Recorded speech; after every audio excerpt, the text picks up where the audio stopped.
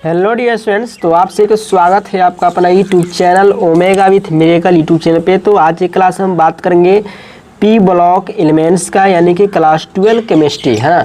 Class 12 chemistry का VVI subjective question जो आपको पी ब्लॉक एलिमेंट्स का है। और आप जानते हैं कि पी ब्लॉक से ज़्यादा आपको क्वेश्चन पूछे जा सकते हैं और सब्जेक्टिव क्वेश्चन। तो कौन से क्वेश्चन है जो आपको बार बार रिपीट करता है और वह क्वेश्चन वेरी इंपॉर्टेंट है जो आपको बोर्ड एग्जाम के लिए। तो बने रहेंगे वीडियो के साथ, और वीडियो अच्छा लगता है लाइक कर देंगे, और चैनल पर नए हैं तो चैनल को सब्सक्राइब कर बेल आइकन जरूर प्रेस कर लेंगे, और वीडियो का लास्ट में वीडियो को अपने फ्रेंड्स में दोस्तों में जरूर शेयर करेंगे। तो आज की क्लास में बात करेंगे पी ब्लॉक एलिमेंट का, यानी कि पी ब्लॉक के तत्वों का VVI सब्जेक्टिव क्वेश्चन, लघु और दीर्घ उत्तरीय प्रश्न। चलिए क्वेश्चन फर्स्ट आपको स्क्रीन पर दिख रहा है। पहला क्वेश्चन आप ध्यान से पढ़िएगा। लिखा है कि ट्राई हाइलाइडों की अपेक्षा पेंटा हैलाइड अधिक सहसंयोजी होते हैं। अधिक सहसंयोजी क्यों होते हैं? ट्राई हैलाइड का मतलब हो गया कि जिसमें आपको वैलेंसी 3 होती है, और पेंटा हैलाइड का मतलब होता है जिसकी वैलेंसी 5 होती है। तो कह रहा है ट्राई हैलाइड की जो संयोजकता होती है, अपेक्षा होती है, वो पेंटा हैलाइड से अधिक सहसंयोजी क्यों होते हैं? तो इसका जवाब आपको लिखा हुआ है, देख लेंगे।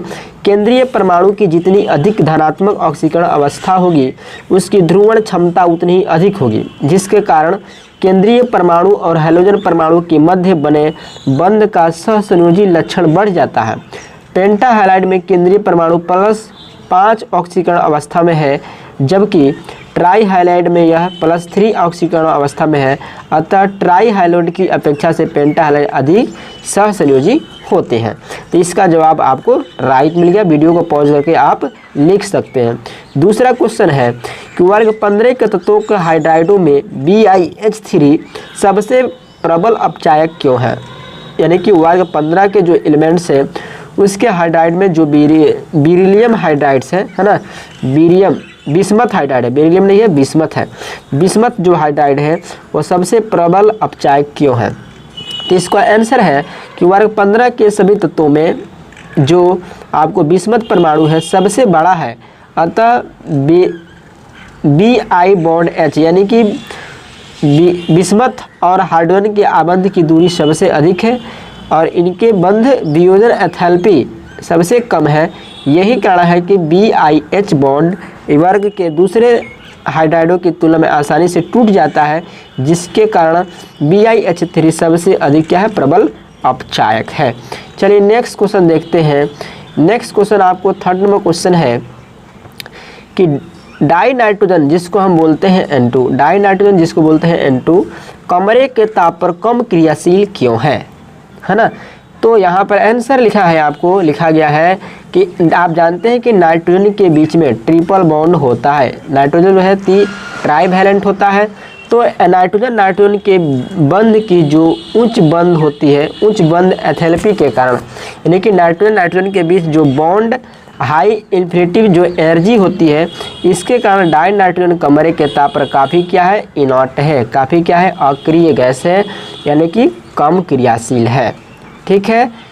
नेक्स्ट क्वेश्चन देखिए, लिखा है प्रश्न 4 में कि अमोनिया की लब्धि को बढ़ाने के लिए आवश्यक स्थितियों का वर्णन कीजिए। तो आप जानते हैं कि व्यापक स्तर पर अमोनिया किस प्रोसेस से तैयार किया जाता है? अमोनिया को हैबर विधि से तैयार किया जाता है। तो हैबर विधि में क्या होता है कि नाइट्रोजन हाइड्रोजन के साथ संयोग करता है तो अमोनिया बनता है, और साथ में आपको इतना एनर्जी लॉस भी होता है। ठीक है। तो -46.1 किलो जूल प्रति मोल। नेक्स्ट क्वेश्चन, और यहाँ पर और भी उसके में क्या क्या कंडीशन दिया है कि आप क्या क्या कंडीशन लगा सकते हैं अमोनिया का तैयार करने के लिए। उच्च दाब अमोनिया निर्मित करने के अनुकूल होता है, और अमोनिया तैयार के लिए अनुकूल परिस्थितियाँ निम्न प्रकार है। मतलब कि अमोनिया को उत्पादन करने के लिए आपको कौन कौन से कंडीशन चाहिए। तो पहला कंडीशन है कि आपको 700 केल्विन ताप चाहिए, आपको 200 वायुमंडलीय दाब चाहिए, कैटलिस्ट के रूप में उत्प्रेरक के रूप में आयरन ऑक्साइड चाहिए, और वर्धक के रूप में मोलिब्डेनम है ना, और पोटेशियम ऑक्साइड या एल्युमिनियम ऑक्साइड चाहिए। ठीक है। यहाँ पर भी क्वेश्चन कुछ दिख रहा है, इसको थोड़ा आप लोग देख लेंगे, लेकिन ये ज़्यादा इंपॉर्टेंट नहीं है। जो इम्पोर्टेंट हम वही आपको बताएंगे। प्रश्न नंबर 6 देखेंगे, N2O5 में नाइट्रोजन की संयोजकता क्या है? ध्यान देंगे। कह रहा है कि N2O5 में नाइट्रोजन की संयोजकता क्या है? ये तो बहुत सिंपल क्वेश्चन है जी भाई, बहुत सिंपल क्वेश्चन है। तो N2O5 की जो आकृति है, जो स्ट्रक्चर है, इस प्रकार आपको दिया हुआ है। अब इसमें स्ट्रक्चर में ये शो कर रहा है कि नाइट्रोजन परमाणु के पास 4 साझे के इलेक्ट्रॉन पेयर है ना। जितनी पेयर होती है वही इसकी क्या है, वैलेंसी, यानी कि इसकी संयोजकता यहाँ पर 4 शो हो रही है। बहुत ही झकास क्वेश्चन आ गया कि pH3 से pH4+ का आबंध कोण अधिक है, क्यों? pH3 से pH4+ का आबंध कोण अधिक है, क्यों? तो कह रहे हैं pH3 तथा pH4 दोनों फास्फोरस परमाणु sp3 संकृत है, sp3 संकृत है। और एक चीज़ ध्यान देंगे, अगर आप VVI ऑब्जेक्टिव क्वेश्चन देखना चाहते हैं ना, चैप्टर वाइज पूरा आप चैप्टर का, पूरा बुक का अगर VVI ऑब्जेक्टिव क्वेश्चन देखना चाहते हैं जिसमें आपको 100% मार्क्स की सफलता की गारंटी है, तो इस वीडियो के आई बटन में लिंक दे दिया गया है। इस वीडियो के आई बटन पे लिंक दिया गया है, उस पर आप जरूर क्लिक करेंगे। प्लेलिस्ट में दिया गया है class 12 chemistry VVI objective question, ठीक है। तो वीडियो के आई बटन में आपको दिख रहा है, यहाँ से जल्दी से क्लिक कर लेंगे, पूरा प्लेलिस्ट आपको खुल जाएगा। या आप वीडियो के डिस्क्रिप्शन बॉक्स में भी जा सकते हैं। वीडियो के डिस्क्रिप्शन बॉक्स में आपको क्लिक दे दिया गया है, लिंक दे दिया गया है क्लास 12 केमिस्ट्री VVI ऑब्जेक्टिव के नाम से, तो वहाँ से जाकर आप देख सकते हैं। तो ये कह रहा है कि pH3 से pH4 आबंध कोण अधिक है, क्यों? तो pH3 तथा pH4 दोनों में फास्फोरस परमाणु sp3 संकृत है और pH4 में 4 बंधन युग्म है, जबकि pH3 में 3 बंधन युग्म है और एक लोन पेयर है। और pH3 में एक लोन पेयर और बॉन्ड पेयर के बीच प्रतिकर्षण के कारण उनके बीच बॉन्ड एंगल 109.5 डिग्री से कम होता है। इसका मतलब क्या है, आबंध कोण अधिक है, ठीक है। और यहाँ पर आपको स्ट्रक्चर दे दिया गया है, यहाँ से देख लेंगे। जो आपको pH3 है, यानी कि इसको आप फॉस्फीन भी कह सकते हैं, इसकी स्ट्रक्चर पिरामिडली है और pH4 आयन का टेट्राहेड्रल है, ठीक है। तो स्ट्रक्चर भी आपको काम देगा। यहाँ पे देखिए क्वेश्चन नेक्स्ट है कि क्या होता है जब श्वेत फास्फोरस को CO2 के अक्रिय वातावरण में सांद्र कास्टिक सोडा विलयन के साथ गर्म करते हैं।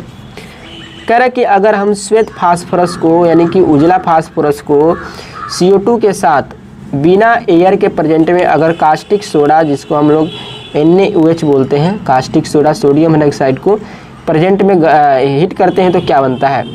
तो श्वेत फास्फोरस को CO2 के गैस के अक्रिय में सांद्र कास्टिक सोडा विलयन के साथ अगर गर्म करते हैं तो आपको क्या बनता है, फॉस्फीन बनता है। और ध्यान देंगे, आपको क्वेश्चन पूछा भी जा सकता है कि फॉस्फीन बनाने की विधि को लिखें, ठीक है। फॉस्फीन बनाने की विधि को लिखें, तो इस विधि को आप लिख सकते हैं कि फास्फोरस को कास्टिक सोडा के अक्रिय वातावरण के प्रेजेंस में किया गया तो फॉस्फीन बना, और साथ में आपको बना आपको sodium hypophosphite NaH2PO4 PO2 NaH2PO4 P2 NaH2PO2, ठीक है, सोडियम हाइपोफॉस्फाइट। और इसके बाद बहुत ही झकास क्वेश्चन आपको मिल गया, क्या होता है जब, ऐसा क्वेश्चन बहुत पूछा जाता है, क्या होता है जब, व्हाट हैपेंस व्हेन, क्या होता है जब PCl5 को गर्म करते हैं, क्या होता है जब फास्फोरस पेंटाक्लोराइड को हीट करते हैं। तो ध्यान देंगे, फास्फोरस पेंटाक्लोराइड में आपको 5p.Cl बॉन्ड है, जिसमें 3 निरक्षीय PCl आबंध तथा 2 अक्षीय आबंध होते हैं। 2 अक्षीय आबंध निरक्षीय बंधों से बड़े होते हैं, क्योंकि निरक्षीय आबंध युग्म की तुलना में अक्षीय आबंध युग्म अधिक प्रतिकर्षण होता है। जब PCl5 को क्या किया जाता है, गर्म किया जाता है, तो आपको ये टूट जाता है और बना लेता है PCl3 + Cl2, ठीक है। PCl3 + PCl2 यानी कि बॉन्ड इसका बहुत कम होता है, ठीक है, लेकिन ये टूट जाता है। हल्का गर्म करने पर यह आपको PCl5 ऊर्ध्वपातित होता है। इसका मतलब है कि उड़ने लगता है, हीट है ना, जब भी इसको हीट करेंगे तो ये उड़ जाता है, परंतु अधिक ताप पर यह टूट जाता है। और इसके बीच बॉन्ड एंगल आपको दिया गया है 202 pm 202 pm pm का मतलब होता है पिकोमीटर, ठीक है, पिकोमीटर होता है, ठीक है। और यहाँ पर आपको एक रिएक्शन दिया है, इसको तो छोड़िए, जो ज़्यादा एक्टिव है ना क्वेश्चन वहीं हम आपको ज़्यादा बताएंगे, ठीक है। बाकी तो आपको नोट्स में दे दिया जाएगा, आप वहाँ से नोट कर लेंगे।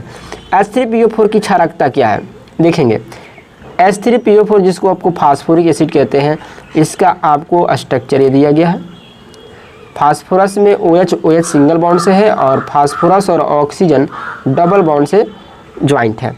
तो संरचना में साफ दिख रहा है कि 3POH यानी कि फास्फोरस आपको 3 OH के साथ आबंध है जो जलीय विलयन में आयनित होकर 3 हाइड्रोजन आयन देते हैं। इसका मतलब है कि ऑर्थोफॉस्फोरिक अम्ल को अगर हीट करते हैं तो यह 3 आयन देता है, PH4 3 आयन। ठीक है, तो इसकी H3PO4 की क्षारकता कितनी है? 3 है। इसका मतलब है कि कितना आयन देता है? तो 3 हाइड्रोजन आयन देता है। ठीक है, और यहाँ पर फास्फोरस में P4 में भी 3 आयन, फॉस्फेट में 3 आयन देता है और हाइड्रोजन में 1 आयन देता है, लेकिन इसके अणु कितने हैं? 3 है। ठीक है, यहाँ पर देखेंगे। नेक्स्ट क्वेश्चन है कि क्या होता है जब H3PO4 को गर्म करते हैं? H3PO4 को जब गर्म करते हैं तो क्या होता है? तो लिखा है कि H3PO4 में P की ऑक्सीकरण अवस्था +3 है। ध्यान देंगे, ऑक्सीडेशन जो नंबर है ना, ऑक्सीडेशन नंबर है ना, ये ऑक्सीडेशन नंबर भी बहुत इंपॉर्टेंट है आपको बोर्ड एग्जाम को लेकर, क्योंकि ऑक्सीडेशन नंबर से आपको कम से कम 4 से 5 अंक का ऑब्जेक्टिव को साथ साथ सब्जेक्टिव में भी पूछा दिया जाता है। ऑक्सीडेशन नंबर बड़े बड़े कंपाउंड का ऑक्सीडेशन नंबर कैसे निकलाता है। तो ऑक्सीडेशन नंबर भी अगर नहीं सीखे हैं ना, तो वीडियो के आई बटन में आपको लिंक दिख रहा है, जल्दी से जाकर सीख लेंगे। ठीक है, वीडियो के आई बटन में लिंक दे दिया गया है, जल्दी सीख लेंगे, या वीडियो के डिस्क्रिप्शन बॉक्स में ऑक्सीडेशन नंबर का प्लेलिस्ट दे दिया गया है, यहाँ से आप जल्दी से फटाफट सीख लेंगे। चूँकि आपको 5 नंबर का सवाल है और 5 नंबर का मतलब होता है 1%, है ना, 1% होता है। तो H3PO4 में फास्फोरस की ऑक्सीकरण अवस्था +3 है। जब ऑर्थोफॉस्फोरस अम्ल को गर्म किया जाता है तो यह असमानुपातिक होकर ऑर्थोफॉस्फोरिक अम्ल में टूट जाता है और साथ में फॉस्फीन मिल जाता है। इसका मतलब है कि ऑर्थोफॉस्फोरिक अम्ल को जब हीट करते हैं तो आपको फास्फोरिक एसिड बना देता है और साथ में आपको फॉस्फीन बनाता है। फॉस्फीन का फार्मूला याद रख लेंगे, PH3। ठीक है, चलिए नेक्स्ट क्वेश्चन देखते हैं। ये आपको सल्फर का स्रोत है कि सल्फर कहाँ से पाया जाता है, ये आपको क्वेश्चन है, थोड़ा सा पढ़ लीजिए। ज़्यादा कोई क्वेश्चन इम्पोर्टेंट नहीं है, ऐसा क्वेश्चन आपको नहीं पूछा गया है सल्फर के स्रोत को। ठीक है, यहाँ पर लिखा है कि वर्ग 16 के तत्वों के हाइड्राइडो की तापीय स्थिति को क्रम में लिखिए। ये भी क्वेश्चन ज़्यादा हार्ड नहीं है, पूछा भी नहीं गया है। ये क्वेश्चन देखिए इंपॉर्टेंट है। कह रहा है कि H2O द्रव है जबकि H2S गैस है, क्यों? ऐसा क्वेश्चन पूछा जाता है कि H2O लिक्विड फॉर्म में है और H2S गैस फॉर्म में है, क्यों? तो ध्यान देंगे, हाइड्रोजन और ऑक्सीजन की विद्युत ऋणात्मकता में अंतर, यानी कि हाइड्रोजन की इलेक्ट्रोनेगेटिविटी आपको 2.1 दिया है और ऑक्सीजन की इलेक्ट्रोनेगेटिविटी 3.5 दिया है। ठीक है, तो कह रहा है कि हाइड्रोजन 2.1 और ऑक्सीजन 3.5 जिसकी इलेक्ट्रोनेगेटिविटी में अंतर है कि विद्युत ऋणात्मक अंतर में सबसे अधिक है और ऑक्सीजन और हाइड्रोजन तथा सल्फर हाइड्रोजन बंध के अपेक्षाकृत अधिक पोलराइज्ड है। यही कारण है कि हाइड्रोजन बंध H2 अणुओं के बीच पाया जाता है, लेकिन H2S में यह अनुपस्थित है, हाइड्रोजन बॉन्ड नहीं है। इस प्रकार मजबूत अंतर्वाहक बल के कारण H2O द्रव रूप में तथा कमजोर वाटर बल के कारण H2S गर्म द्रव रूप में, गैस रूप में पाया जाता है। यानी कि इसमें वांडरवाल बल लगाकर, यानी कि हाइड्रोजन बॉन्ड आपको H2O पाया जा रहा है। ठीक है, लेकिन यहाँ पर क्या है, थोड़ा सा मजबूत है। तो चूंकि आप जानते हैं कि द्रव जो होता है गैस की अपेक्षा थोड़ा सा उसमें फोर्स अट्रैक्शन ज़्यादा होता है, द्रव में सबसे कम होता है। तो इस तरह आप इसको ध्यान से पढ़ के इसको लिख देंगे, आपको 2 नंबर फिक्स है। यहाँ पर क्वेश्चन दिया है, ये कोई ज़्यादा क्वेश्चन जेन्युइन चीज़ नहीं है। ठीक है, जो क्वेश्चन आपको ज़्यादा पूछा है ना, हम वही आपको बताएंगे, ध्यान देंगे। नेक्स्ट क्वेश्चन देखेंगे, बहुत ही झकास क्वेश्चन है। नेक्स्ट क्वेश्चन ये देखिए, समुद्र कुछ हैलोजन का मुख्य स्रोत है, टिप्पणी कीजिए। समुद्र कुछ हैलोजन का मुख्य स्रोत है, टिप्पणी कीजिए। समुद्र पानी जो होता है, जो समुद्र का पानी होता है उसमें आपको सोडियम पाया जाता है, पोटेशियम पाया जाता है, मैग्नीशियम पाया जाता है, कैल्शियम का क्लोराइड पाया जाता है, ब्रोमाइड पाया जाता है, आयोडाइड पाया जाता है, सब कुछ समुद्र में पाया जाता है। वास्तव में यह मुख्यतः सोडियम क्लोराइड बिलियन द्रव्यमान द्वारा 2.5% में है। कुछ समुद्री जीव का तंत्र आयोडीन होती है और बहुत से समुद्री पादपों में 0.5% आयोडीन और चिली साल्ट पीटर, जिसको हम लोग सोडियम नाइट्रेट कहते हैं, ये भी आपको आयोडेट के रूप में पाया जाता है। शुष्क समुद्री निक्षेपों में सोडियम क्लोराइड, कार्नेलाइट जैसे यौगिक उपस्थित होते हैं। ठीक है, इसको ध्यान देंगे क्वेश्चन को, बहुत इंपॉर्टेंट क्वेश्चन है। हाँ, ये देखिए क्वेश्चन थोड़ा सा हार्ड लग रहा है, इंपॉर्टेंट है कि कुछ विषैली गैसों का नाम बताइए जो कोलिन गैस से बनाई जाती है। ठीक है, विषैली गैस, तो पहला गैस तो आपको फॉस्जीन लिखा है जी, फॉस्जीन, COCl2 फॉस्जीन। ठीक है, उसके बाद लिखा है आंसू गैस, CCl3NO2 आंसू गैस। उसके बाद लिखा है मस्टर्ड गैस। ठीक है, ये ध्यान देंगे। नेक्स्ट क्वेश्चन है कि I2 की अपेक्षा जो ICl है ना, वो अधिक क्रियाशील क्यों होता है? तो ध्यान देंगे, ICl में उपस्थित ICl आबंड I2 में उपस्थित II जो आबंड है इसकी तुलना में क्या ये दुर्लभ है, इसलिए ICl I2 की कविता बहुत क्रियाशील है। एक चीज़ क्वेश्चन देखेंगे, ये भी क्वेश्चन तो ये ऑब्जेक्टिव टाइप का क्वेश्चन है, ज़्यादा आपको जेन्युइन चीज़ नहीं है, कि हीलियम को गोताखोरों के उपकरण में क्यों उपयोग किया जाता है? जो गोताखोर होते हैं वो हीलियम गैस को लेकर चलते हैं। ठीक है, तो ये क्या करता है हीलियम गैस? रुधिर में बहुत कम विलेयता के कारण हीलियम का उपयोग गोताखोरों के उपकरण में किया जाता है, यानी कि यह आपको ब्लड में या जल्दी से डिजॉल्व नहीं होता, इसलिए इसका यूज किया जाता है। ये समीकरण संतुलित करना है तो ये आप क्वेश्चन बता सकते हैं। एक क्वेश्चन आपसे पूछा जा सकता है, क्योंकि ये क्वेश्चन आपको इम्पोर्टेंट है कि वर्ग 15 के तत्वों के समान गुणधर्म को बताएं, उनका इलेक्ट्रॉनिक विन्यास बताएं, ऑक्सीकरण अवस्था बताएं, उनके आकार बताएं, आयनन एंथैल्पी बताएं, इलेक्ट्रोनेगेटिविटी बताएं, सब के बारे में बताएं। यानी कि वर्ग 15 के तत्वों का पूरा बायोडाटा ही दे दिया। ये 5 में क्वेश्चन पूछा जा सकता है। वर्ग 15 के सामान्य गुणधर्म, वर्ग 15 के सामान्य गुणधर्म क्या है? पहला है कि इलेक्ट्रॉनिक विन्यास, इन तत्वों के संयोजी कोष में इलेक्ट्रॉनिक विन्यास NH2NP3, इनके 72 कक्षा का इलेक्ट्रॉनिक विन्यास NH2NP3 होता है और H कक्षक हमेशा भरा होता है और P कक्षक अर्ध भरा होता है, P कक्षक पूरा भरा नहीं रहता है और इनके इलेक्ट्रॉनिक विन्यास नीचे दिया गया है।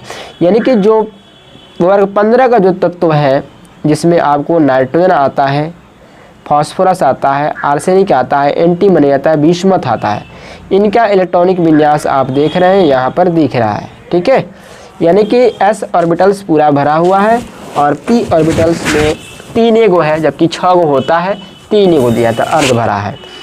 दूसरा टॉपिक है ऑक्सीकरण अवस्था। इन तत्वों की ऑक्सीकरण अवस्था कहीं कहीं -3 होती है, कहीं कहीं +3 होती है, कहीं कहीं +5 भी होती है। ठीक है, तो ये ध्यान देंगे, इसको आप लोग ध्यान से पढ़कर लिख लेंगे, क्योंकि वीडियो लंबा हो जाएगा ना, हमको शॉर्ट कर चलना है। आप लोग वीडियो पहुंच कर लिख भी सकते हैं। परमाणु आकार वर्ग में नीचे जाने पर संयोजी के तथा आयनों का त्रिज्या में आकार में वृद्धि होता है। आयनन एंथैल्पी दिया है कि आयनन एंथैल्पी वर्ग में नीचे जाने पर आयनन एंथैल्पी के परमाणु आकार लगातार वृद्धि घटती जाती है। इलेक्ट्रोनेगेटिविटी दिया है विद्युत ऋणात्मकता की वर्ग में नीचे जाने पर परमाणु आकार में वृद्धि के साथ साथ इलेक्ट्रोनेगेटिविटी के मान घटता जाता है और भारी तत्वों में यह अंतर बहुत अधिक नहीं है। ठीक है, तो इसको आप समान गुणधर्म में पा सकते हैं। अब ये क्वेश्चन बहुत इंपॉर्टेंट क्वेश्चन है जो आपको रिपीट क्वेश्चन है कि नाइट्रोजन की क्रियाशीलता फास्फोरस से भिन्न क्या है? कि नाइट्रोजन कम एक्टिव है लेकिन फास्फोरस ज़्यादा एक्टिव है, क्यों? ये क्वेश्चन आपको रिपीटेड क्वेश्चन है। नाइट्रोजन द्विपरमाणु के रूप में पाया जाता है, यानी कि जानते हैं कि नाइट्रोजन आपको N2 की फॉर्म में आता है, जबकि फास्फोरस P4 के रूप में पाया जाता है। क्यों? नाइट्रोजन द्विपरमाणु के रूप में पता है, नाइट्रोजन के 2 परमाणुओं के बीच ट्रिपल बॉन्ड उपस्थिति के कारण इनकी आबंध विभेदन एंथैल्पी जो होती है अधिक होती है। इस प्रकार नाइट्रोजन अपने रूप में अक्रिय है, लेकिन फास्फोरस जो है, जिसको श्वेत या पीला फास्फोरस कह सकते हैं, P4 से बना है और NN ट्रिपल आबंध की अपेक्षा जो PP एकल बॉन्ड है यह दुर्लभ है, अतः फास्फोरस नाइट्रोजन की अपेक्षा बहुत अधिक क्रियाशील है। ये क्वेश्चन आपको भी क्वेश्चन है। अब चलिए एक क्वेश्चन देखिए, वेरी इंपॉर्टेंट क्वेश्चन कि NH3 हाइड्रोजन अबंध बनाती है परंतु PH3 नहीं बनाती, क्यों? NH3 हाइड्रोजन बॉन्ड बनाती है परंतु PH3 नहीं बनाती है, क्यों? ऐसा क्वेश्चन तो आपको P ब्लॉक में भरा पड़ा क्वेश्चन है जो आपको बोर्ड एग्जाम में पूछा जाता है। कि n तथा p की विद्युत ऋणात्मकता के मान क्रमशः n आपको इलेक्ट्रोनेगेटिव का मान 3.0 दिया है, फास्फोरस का मान 2.1 दिया है, हाइड्रोजन का इलेक्ट्रोनेगेटिव के नाम 2.1 दिया है। तो नाइट्रोजन फास्फोरस की विद्युत ऋणात्मकता के मान जो है वो क्रमशः इस प्रकार है, और नाइट्रोजन और हाइड्रोजन की विद्युत ऋणात्मकताओं में अपेक्षाकृत अधिक अंतर होने से इनके बीच बने सहसंयोजी बंध की प्रकृति ध्रुवीय है, परंतु यही कारण कि NH3 अणुओं के बीच में हाइड्रोजन बंध पाया जाता है। फास्फोरस हाइड्रोजन की विद्युत ऋणात्मक समान है, यही कारण है कि pH सहसंयोजी बंध अध्रुवीय होता है और PH3 अणुओं के बीच हाइड्रोजन बंध नहीं बनता है। इसको ध्यान से आप पढ़कर इसको वीडियो को पॉज कर लिख सकते हैं। नंबर नेक्स्ट क्वेश्चन, ये तो क्वेश्चन VVI क्वेश्चन है कि आप प्रयोगशाला में नाइट्रोजन गैस कैसे बना सकते हैं। प्रयोगशाला में नाइट्रोजन गैस कैसे बना सकते हैं, VVI क्वेश्चन। कि नाइट्रोजन गैस बनाने की प्रयोगशाला विधि आपको दिया गया है। पहला कि प्रयोगशाला में डाइनाइट्रोजन बनाने के लिए अमोनियम क्लोराइड के जलीय विलयन की सोडियम नाइट्रेट के साथ क्रिया कराई जाती है, यानी कि अमोनियम क्लोराइड को सोडियम नाइट्रेट के साथ अगर क्रिया कराते हैं तो नाइट्रोजन गैस बनता है, साथ में वाटर बनता है और साथ में सोडियम क्लोराइड बनता है। इस अभिक्रिया में थोड़ी सी मात्रा में NO तथा HNO3 भी बनते हैं। इन्हें गैस को पोटेशियम डाइक्रोमेट युक्त सल्फ्यूरिक अम्ल के साथ प्रवाहित कर दिया जाता है। फिर कहता है डाइनाइट्रोजन गैस को अमोनियम डाइक्रोमेट के वितापीय विघटन से भी प्राप्त किया जा सकता है। मतलब दूसरा प्रोसेस भी है कि आप नाइट्रोजन को अमोनियम डाइक्रोमेट से प्राप्त कर सकते हैं, यानी कि अमोनियम डाइक्रोमेट को हीट कर देंगे तो भी आपको नाइट्रोजन गैस प्राप्त हो सकता है। नेक्स्ट है कि अति शुद्ध अवस्था में नाइट्रोजन सोडियम या बेरियम एंजाइड के तापीय विघटन से भी प्राप्त हो, यानी कि बेरियम नाइट्राइड को भी हीट कर देंगे तो आपको एजाइड को हीट कर देंगे तो आपको नाइट्रोजन गैस बन सकता है। तो इससे प्रयोगशाला विधि इसको ध्यान देंगे। ये तो बहुत क्वेश्चन है कि अमोनिया का औद्योगिक उत्पादन, अमोनिया का आपको इंडस्ट्रियल रिप्रोडक्शन कैसे होता है। अमोनिया का औद्योगिक उत्पादन नाइट्रोजन तथा हाइड्रोजन गैस से हैबर विधि द्वारा किया जाता है। कौन सा विधि? हैबर विधि। हैबर आपसे क्वेश्चन भी पूछ सकता है कि हैबर विधि से अमोनिया का उत्पादन करें, ठीक है, या पूछेगा कि अमोनिया का औद्योगिक उत्पादन कैसे किया जाता है। तो इस क्वेश्चन को ध्यान देंगे। तो अमोनिया का जो उत्पादन है नाइट्रोजन तथा हाइड्रोजन के साथ हैबर विधि से किया जाता है। इसमें आपको कैटलिस्ट के रूप में ध्यान देंगे, कैटलिस्ट के रूप में आपको फेरस ऑक्साइड बना है, ठीक है। तो नाइट्रोजन हाइड्रोजन गैस और इसका वायुमंडलीय दाब 200 atm लिया गया है तो अमोनिया गैस बनता है, साथ में इतना एनर्जी रिलीज होता है। लासेतीय सिद्धांत के अनुसार उच्च दाब अमोनिया निर्मित करने के लिए अनुकूल होता है। अमोनिया उत्पादन के अनुकूल परिस्थितियाँ इस प्रकार है, मैंने अमोनिया को आपको बनाना है तो क्या क्या चाहिए, तो मैंने अभी शुरू में ही बताया था कि कम से कम दाब आपको 700 केल्विन चाहिए, दाब चाहिए 700 केल्विन ताप चाहिए, दाब आपको 200 atm चाहिए। उत्प्रेरक में फेरस ऑक्साइड और वर्धक में आप एल्युमिनियम ऑक्साइड पोटेशियम ऑक्साइड ले सकते हैं। और इस फिगर को आपको बनाना होगा, ठीक है, इस फिगर को आपको बनाना होगा तभी आपको नंबर मिलेगा पूरा। नेक्स्ट क्वेश्चन देखेंगे, इंपॉर्टेंट क्वेश्चन, बस इंपॉर्टेंट क्वेश्चन, ज़्यादा दिमागी लाल क्वेश्चन नहीं देखना, ज़्यादा क्वेश्चन देखने से कोई ज़रूरत नहीं है, ज़्यादा इंपॉर्टेंट क्वेश्चन देखेंगे। समझाइए कि NH3 क्षारकीय है जबकि BiH3 केवल दुर्बल क्षारक है, क्यों? इसका जवाब है कि नाइट्रोजन का आकार बिस्मथ की तुलना में कम होता है। ये तो बहुत अच्छी बात है कि नाइट्रोजन आपको एटॉमिक नंबर कम होता है, बिस्मथ की एटॉमिक नंबर ज़्यादा होती है, तो इसका जो आकार है कम है और बिस्मथ का आकार ज़्यादा है, जिसके कारण बिस्मथ परमाणु की तुलना में नाइट्रोजन परमाणु के इलेक्ट्रॉन का घनत्व अधिक होता है। ये बात से इसका अर्थ है कि बिस्मथ जो हाइड्राइड है की तुलना में नाइट्रोजन के इलेक्ट्रॉन त्यागने की प्रवृत्ति भी अधिक है, अतः अमोनिया क्षारकीय है जबकि बिस्मथ हाइड्राइड केवल दुर्बल क्षारक है, ठीक है। तो इसको ध्यान देंगे। एक क्वेश्चन आपको अभी तो मैंने बताया, इस क्वेश्चन को भी मैंने बताया कि नाइट्रोजन N2 के रूप में पाया जाता है, फास्फोरस P4 के रूप में पाया जाता है, क्यों? ये भी क्वेश्चन आपको VVI क्वेश्चन है कि नाइट्रोजन छोटे आकार उच्च विद्युत ऋणात्मकता के कारण, ठीक है, नाइट्रोजन का आकार छोटा है और इलेक्ट्रोनेगेटिविटी हाई है और इनके पी बहुत आबंध बनाती है। यह दो परमाणुओं के बीच एक त्रिबंध के आकार द्विपरमाणु के रूप में पाया जाता है, परंतु फास्फोरस का आकार बड़ा है और इनकी इलेक्ट्रोनेगेटिविटी के मान बहुत कम है और इनका पी बहु आबंध जो है न बलकर केवल एक ही बंध बनता है। इस प्रकार जो आपको नाइट्रोजन है वह N2 के रूप में और फास्फोरस है P4 के रूप में पाया जाता है। ये क्वेश्चन आपको BBI क्वेश्चन है, ये क्वेश्चन आपको पूछा जाता है। देखेंगे ये क्वेश्चन और BBI क्वेश्चन है जो आपको शायद इस क्वेश्चन को तो छोड़ना ही नहीं है कि श्वेत फास्फोरस और लाल फास्फोरस में अंतर बताएं। ध्यान देखिए, कंफ्यूज क्वेश्चन कर सकता है। श्वेत फास्फोरस और पीला फास्फोरस बात एक ही है, दिया हुआ है। श्वेत फास्फोरस का है, उजला फास्फोरस का है, पीला फास्फोरस का है, बात एक ही है। इसमें अंतर आपको लिख लेना है। श्वेत फास्फोरस में आपको पहला में दिख रहा है कि यह पारभासी श्वेत मोम जैसी ठोस होती है, यह कठोर और क्रिस्टलीय ठोस होती है। श्वेत फास्फोरस की गंध लहसुन के जैसी होती है, इसकी कोई गंध नहीं होती है। श्वेत फास्फोरस विषैला होता है, लाल फास्फोरस विषैला नहीं होता है। श्वेत फास्फोरस बहुत क्रियाशील होता है, लाल फास्फोरस कम क्रियाशील होता है। P4 यह दुर्बल अवमंडल बल जुड़ा होता है। श्वेत फास्फोरस इसमें सहसुरजी अबंध होता है। श्वेत फास्फोरस अंधेरे में चमकता है, ये अंधेरे में नहीं चमकता है, ठीक है। और श्वेत फास्फोरस का जो प्रज्वलन ताप है, ज्वलन ताप है 313 केल्विन है, ये 543 केल्विन है, ठीक है। ये कोलिन से क्रिया कर लेता है और ये कोलिन से क्रिया संयोग भी कर लेता है। यह आपको CH2 ये आपको विलायक है, इसमें घुल जाता है, लेकिन CH2 एक विलायक है जिसमें घुल नहीं पाता है, तो इसको नोट कर लेंगे, ठीक है। एक क्वेश्चन देखेंगे, फास्फोरस की तुलना में नाइट्रोजन श्रृंखलन गुणों को कम प्रदर्शित करता है। श्रृंखलन गुण का मतलब है कि नाइट्रोजन जो है कई तरह के कंपाउंड बना सकता है, फास्फोरस इस तरह से। क्यों कि नाइट्रोजन जो होता है, नाइट्रोजन के कंपाउंड कम पाए जाते हैं लेकिन फास्फोरस के कंपाउंड ज़्यादा पाए जाते हैं, इससे क्यों? तो नाइट्रोजन जो बॉन्ड है ना, और एक पी बॉन्ड की तुलना में दुर्लभ होता है। नाइट्रोजन के बीच जो बॉन्ड पाया जाता है और फास्फोरस के बीच के जो बॉन्ड पाता है वो क्या होता है? दुर्लभ होता है, क्योंकि इसमें आबंधी इलेक्ट्रॉनों में उच्च अंतरा इलेक्ट्रॉनिक प्रतिकर्षण के कारण बंध लंबाई बॉन्ड लेंथ कम होता है। इसका कारण नाइट्रोजन में फास्फोरस की अपेक्षाकृत श्रृंखलन प्रवृत्ति कम है। श्रृंखला मतलब कैटनेशन पावर, जिसको बोलते हैं कैटनेशन पावर, कि अपने आप में किसी एलिमेंट को जोड़ने की पावर, ठीक है। तो ये क्वेश्चन आपको ध्यान देंगे, इम्पोर्टेंट क्वेश्चन था।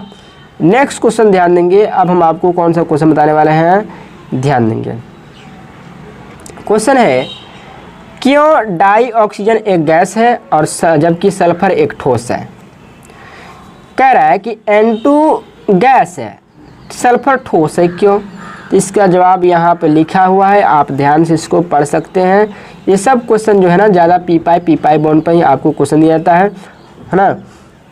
इस कारण से कैटनेशन पावर से भी क्वेश्चन आपको उठा सकता है, तो इसको ध्यान से आप लोग पढ़ लीजिए। वीडियो को पॉज करके लिख भी सकते हैं, इसका नोट्स आपको मिल जाएगा, है ना। वीडियो के डिस्क्रिप्शन बॉक्स में आपको नोट्स का PDF का लिंक दे दिया जाएगा, ठीक है।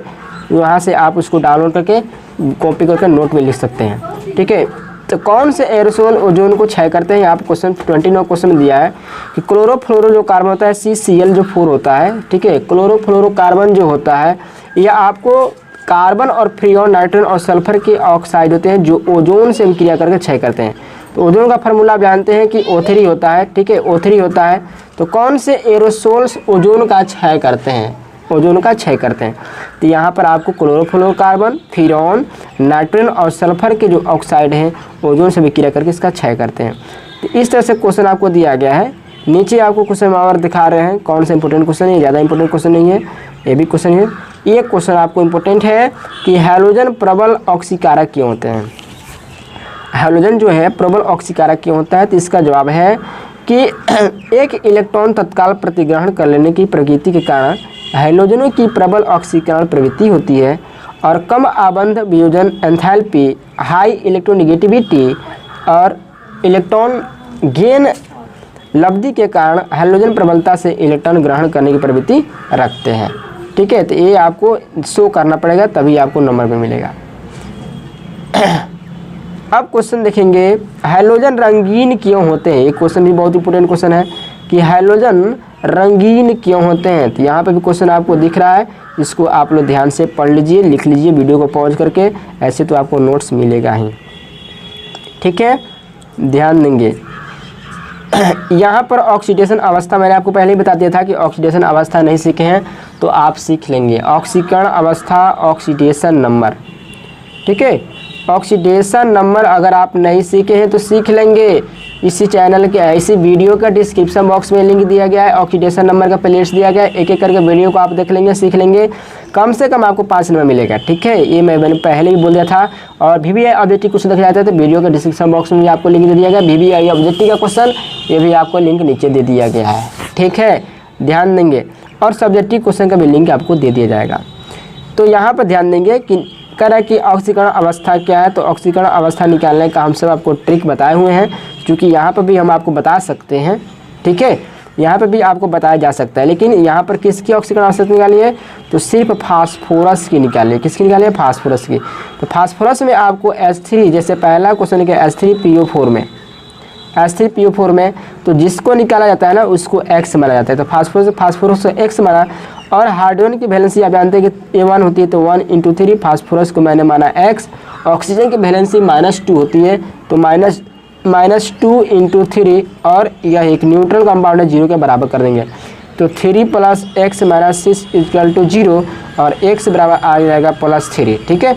तो उसी तरह आप बारी बारी से सबको बना सकते हैं, जिसके नीचे जितना मोलिक्यूल से उतना दे सकते हैं, ठीक है। नहीं सीखें तो आप सीख लेंगे, वीडियो के डिस्क्रिप्शन बॉक्स में आपको लिंक दे दिया गया है, ठीक है।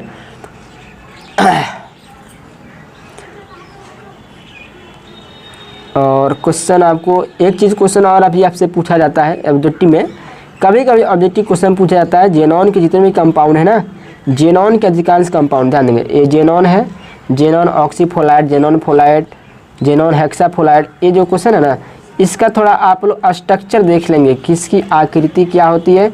और कभी कभी हाइब्रिडाइजेशन भी पूछा जाता है, कभी कभी हाइब्रिडाइजेशन भी पूछा जाता है जेनॉन की, ठीक है। हाइब्रिडाइजेशन किसी भी कंपाउंड का पूछा जा सकता है। तो हाइब्रिडाइजेशन का भी नहीं देखें तो वीडियो डिस्क्रिप्शन बॉक्स में लिंक मिल जाएगा, जाकर देख लेंगे। तो ये रहा आपको P ब्लॉक का VVI क्वेश्चन, ठीक है। और यहाँ पर कुछ उपयोग देख लेंगे, थोड़ा सा उपयोग देखेंगे। नियॉन और आर्गन गैस का उपयोग बताइए। तो नियॉन का उपयोग जो है, इसका उपयोग विसर्जन ट्यूब तथा प्रदीप्त बल्बों में विज्ञापन प्रदर्शन के लिए किया जाता है। नियॉन बल्बों का प्रयोग वनस्पति उद्यान तथा ग्रीन हाउस में किया जाता है। नियॉन का उपयोग वोल्टेज रेगुलेटर में किया जाता है। आर्गन का उपयोग का विद्युत बल्ब को भरने में किया जाता है, इनर्ट गैस के रूप में। इसका उपयोग उच्च धातु कर्म प्रक्रिया अक्रिय वातावरण उत्पन्न करने में किया जाता है। और प्रयोगशाला में इसका उपयोग वायु सुग्राही पदार्थों के प्रबंधन में भी किया जाता है। तो ये रहा आपको P ब्लॉक का VVI question, VVI subjective question. तो इसी तरह अगर वीडियो देखना चाहते हैं तो चैनल पर नए हैं तो चैनल को सब्सक्राइब कर बेल आइकन को प्रेस कर लेंगे, और वीडियो को फटाफट दोस्तों में से करेंगे। हम आपको चैप्टर वाइज, ठीक है, हम आपको चैप्टर वाइज हम आपको सब्जेक्टिव के साथ साथ ऑब्जेक्टिव क्वेश्चन हम फटाफट डेली देने वाले हैं। तो वीडियो को फटाफट लाइक कर देंगे और दोस्तों में शेयर कर देंगे, और चैनल पर नया है तो सब्सक्राइब कर बेल आइकन को प्रेस करेंगे लाइव स्ट्रीम नोटिफिकेशन पाने के लिए। और आपको मैंने बताया कि जो भी क्वेश्चन जैसे ऑक्सीडेशन नंबर हो गया, VVI ऑब्जेक्टिव हो गया, है ना, हाइब्रिडाइजेशन ट्रिक हो गया, आप नहीं सीखे हैं तो वीडियो का डिस्क्रिप्शन बॉक्स में जाएंगे, नीचे आपको लिंक दी जाएगी, वहाँ से जाकर देख सकते हैं। बेस्ट ऑफ लक, फिर मिलते हैं नेक्स्ट क्लास में। Bye, good of luck, best of luck.